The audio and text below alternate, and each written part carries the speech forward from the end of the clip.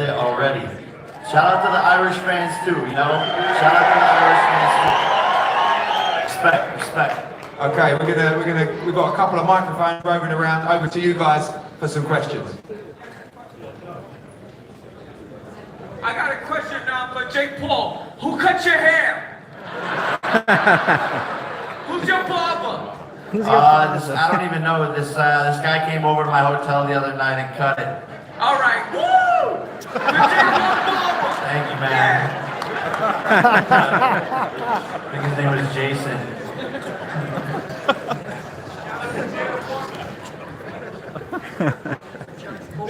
Does he suffer from imposter syndrome? Where's the question? Do you suffer from imposter syndrome? The answer is negative, sir. You don't understand the question. I don't know what's going on. Could be your next opponent, to be fair. I was gonna say, yeah, like we could run it up. Run it up.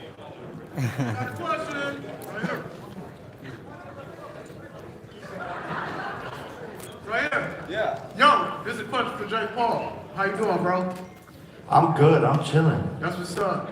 Hey, when William Langston, not trying to look through any fighter for the first fight, but if William Langston beat Khalil Cole tomorrow, would you look at him as a next opponent? Could be. Man, the list is so long. I just got like 400 new opponents yesterday in my trash talk with Eddie. You know, there's still like 6 other names on the list, so you know, I think people have to start getting in line, unfortunately.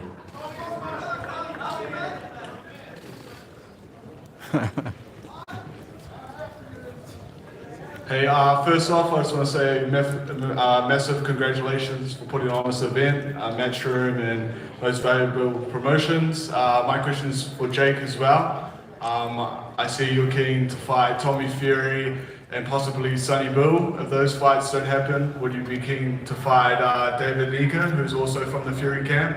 And how does a young boxer like myself also get on the card? I don't know who these people are. Like any of these people, so like I said, just everyone has to get in line. I think everyone wants to fight me to be the person that knocks Jake Paul out and make a bunch of money. So it's really a long list. To your left, guys. To your left. Yeah. I guess this is for Eddie more than anybody else. Depending on who the winner is of this fight, who's next? Because to me, and I think most of the fans, I think at 140, 144, 145, Jessica McCaskill is the undisputed welterweight champion in the world. Who's next? Well, I think that the great thing about women's boxing is they continue to step up and the champions face the champions. I think everybody here are fight fans. They want to see the best be the best. And the beauty of this fight is you've got 2 of the greatest of all time meeting in their prime tomorrow night. And I think Jessica McCaskill, Chantel Cameron, you know, all these people that are undisputed champions, I think all fans would like to see one champion across every single division. And we're starting to see that in boxing, but this fight is so big for both.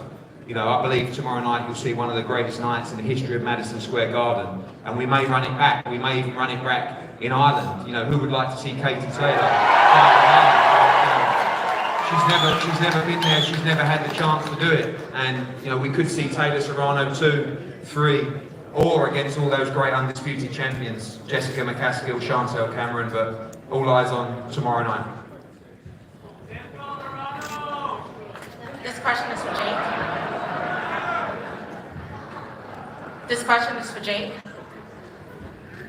Jake, I just wanted to know, after this fight, is Amanda going to go back down to featherweight? You know, that's up to her and Jordan. You know, there's talks of that, but I think there's some bigger names if she can go up in weight, if it's possible. So yeah, we're looking to make big fights happen. Like I said, I want to get her a 10-figure payday. So I think she's gonna have to be flexible. 8-figure. And Jake, I just 10-figure. 10-figure breaker. Wow. Jake, I just wanted to let you know, thank you for doing what you're doing. You're a great inspiration. As you can see, my son has a Jake Paul shirt on. You started him to start boxing. Thank you so much. Amazing. Love it. Keep it up. Keep it up, champ. Keep it up, young champ. All right, how you doing? First of all, thank you for putting on this event. This is one of the biggest events for women boxing in New York City, around the world. So thank you for Most Valuable Promotions and the Zone Matchroom for making this happen. But my question is for Eddie. I want to piggyback on what he said earlier. So Michaela Mayer has expressed, excitement that she wanted to, battle champions. And she was saying after this bout, she would, not mind facing whoever won. But before that happened, I know Alicia Baumgardner, she would have to unify. A lot of fans want to see Alicia and Michaela. Is that something that, you guys are cooking up? Yeah, I think Alicia Baumgardner could well be the new big star of women's boxing coming through. Unified champion in the making at 130 pounds, already the WBC IBO world champion. And what this fight does is it paves the way for those super fights. Michaela Mayer is another great champion. It just so happens that a promoter doesn't like women's boxing, but that's okay. We'll get him one day. And I think that we got to start looking at what's next after this. We won't see every super women's fight fill up Madison Square Garden, but you've got Clarissa Shields against Savannah Marshall, you've got Alicia Baumgardner against Michaela Mayer. So many great champions, so many great fights to be made. And what myself and DAZN and Jake have shown, but mostly, of course, these great athletes, is the boundaries are getting knocked down day by day. And if there's any young female athletes out there, and any athletes, if you love something, if you want it so much, never give up. And these two are an inspiration to everybody because they've cracked it. They've cracked the glass ceiling and they've allowed the system to flourish and those great female champions.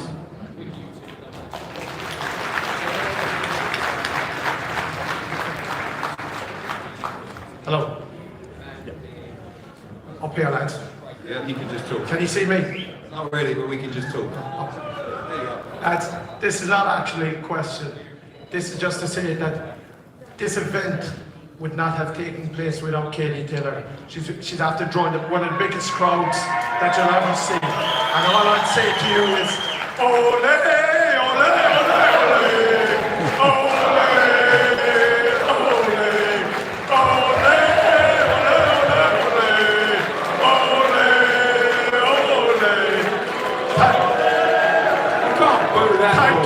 I just want to say one thing before we go to the next question, and I echo your thoughts, sir. 6 years ago, I received a message from Katie Taylor asking if she could come and see me because she wanted to turn professional. She said that she could do to the professional game what she did for the amateur game. Most of you know the story, but in 2002, Katie Taylor walked through the doors of Bray Boxing Club, but before she walked through the doors, she had to put a head guard on and pretend that she was a boy, because girls and women's boxing was banned in Ireland. In the early stages of her amateur career, she had to pretend she was Kay Taylor, a boy, when she was fighting all these amateur fights against boys. After winning world championships, European championships, she wrote to the IOC, the Olympic Committee, and said, you have to allow women's boxing to be in the Olympics. They said no. She kept trying, as she does. She never gave up. Eventually, they said, look, come and have an exhibition fight, and then we'll say no. Basically, Katie Taylor had to have an exhibition fight in front of the Olympic Committee, and after they watched her box, they said, women's boxing is in the Olympics. She went on in 2012. She went on in 2012 to win Olympic gold in London. I'm sure some of you were there. It was the most incredible experience. And in 2016, in November, she turned professional with Matchroom. We headlined her at Wembley Arena, and everybody laughed at us. How can you headline with a female fight card? We always said, one day you'll headline at Madison Square Garden. I have to be honest, I wasn't sure it would ever happen. She was. She's one of the most inspirational characters I have ever met. And I know how proud you guys are, but I'll tell you something, and listen, the story, and Amanda Serrano has been working for this moment all her life, but obviously I'm Team Katie Taylor. This, for me, is the greatest Irish athlete of all time. Forget boxing.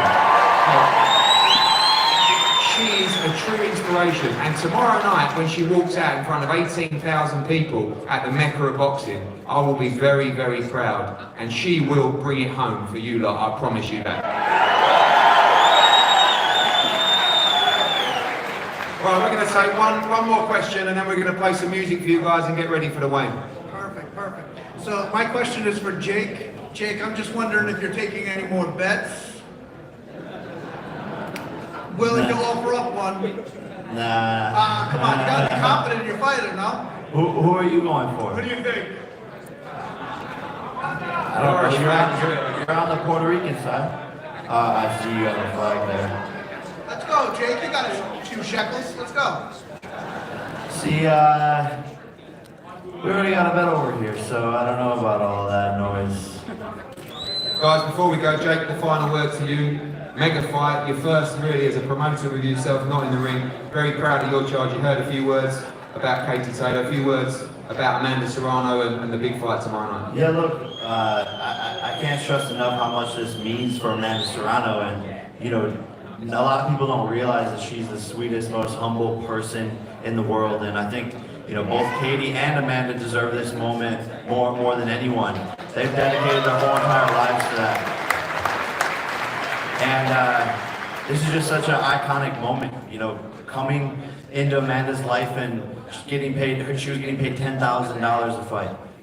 Mistreated, not getting the fights that she wanted, you know, always on the undercard. For her, she's been working for this moment for her whole entire life. And I just want to say thank you to everyone that came out from Puerto Rico to support, because this is truly a special week. And tomorrow night will be remembered and etched into the history books forever. Jake, thank you for your partnership in this fight. Thank you, Puerto Rico. Thank you, Ireland. Music coming, let's get this